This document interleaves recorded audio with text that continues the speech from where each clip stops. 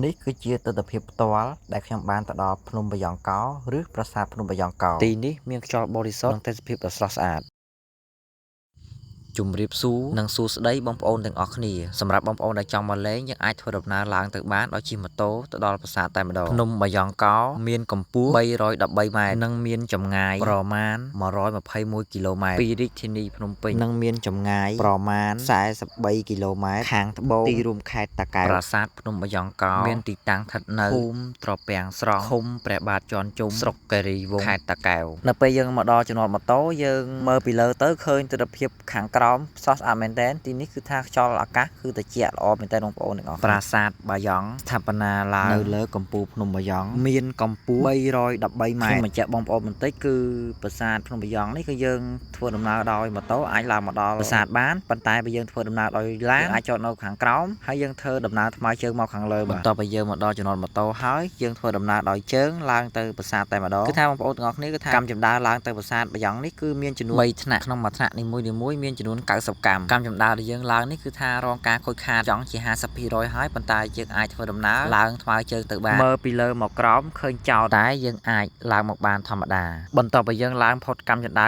90កម្មយើងក៏ឃើញក្បាលនេះដែលសាងអំពីថ្មបាយក្រៀមរងការខូចខាតតាមពេលវេលានេះកម្មចន្ទាតង់ទី2មានចំនួន90កម្មដូចគ្នាបងប្អូនទាំងអស់គ្នាហត់បន្តិចប៉ុន្តែយើងបន្តិចទៀតយើងនឹងឃើញទិដ្ឋភាពដ៏ស្រស់ស្អាតនៅខាងលើយើងឡើងដល់លើគឺថាទីនេះស្អាតមែនតើបាទ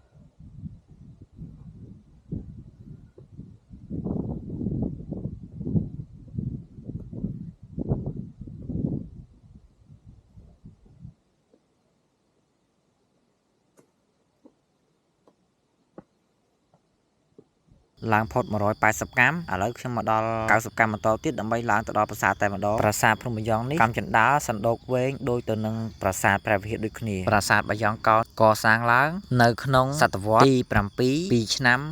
615ដល់ឆ្នាំ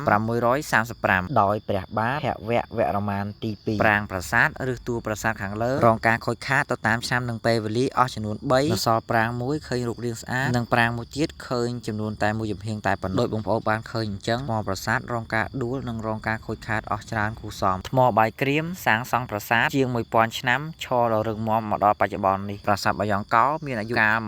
1390ឆ្នាំដ៏រឹងមាំដើម្បីបន្តឲ្យកូនចៅជំនាន់ក្រោយបានទស្សនាបានឃើញនៅពីស្នាដៃបុព្វបុរសជំនាន់មុនបាទខ្ញុំមកនេះពេលថ្ងៃមិនសូវមានមនុស្សមកទេប៉ុន្តែនៅពេលល្ងាចម៉ោង3ម៉ោង4គឺថាមានមនុស្សមកច្រើនមកម្នាក់ឯងហើយក៏ស្ងាត់ដែរមកនេះគឺមានតាអាចារ្យម្នាក់ក៏គាត់សម្អាតនៅទីនេះផងដែរបាទប្រាសាទបាយ៉ង់កោធ្វើពីថ្មបាយក្រៀមឥដ្ឋនិងថ្មស៊ីសថ្មស្រទាប់ដែលមានបណ្ដោយ13ម៉ែត្រនិងទទឹង9ម៉ែត្រនិងកម្ពស់12ម៉ែត្រក្រៅពីប្រាសាទបាយ៉ង់មានប្រាសាទចំនួន4ទៀតដែលស្ថិតនៅក្បែរនោះដែរគឺប្រាសាទព្រះគោប្រាសាទខាងលិចប្រាសាទខាងកើតនិងប្រាសាទកាណុងដែលឧទ្ទិសដល់ព្រហ្មញ្ញសាសនាពីព្រោះនៅចំកណ្ដាលប្រាសាទមានដំកល់លឹងព្រះឥសូរសម័យបុរាណនៅពេលខ្ញុំទៅទស្សនាប្រាសាទម្ដង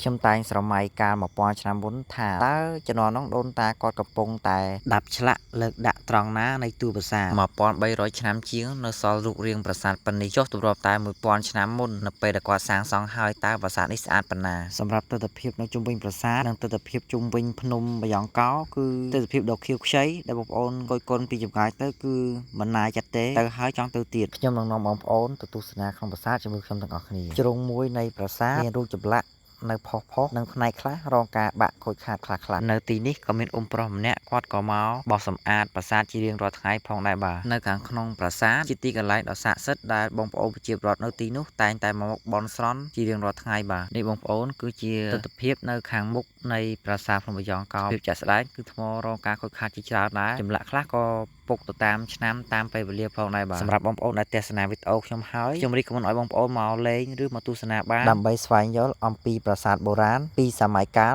ទៅមួយសម័យកាលអរគុណបងប្អូនទាំងអស់គ្នាសម្រាប់ការទស្សនាវីដេអូខ្ញុំពីដើមដល់ចប់សម្រាប់បងប្អូនដែលមានចម្ងល់អាចសួរខ្ញុំនៅខាងក្រោមវីដេអូនេះបាន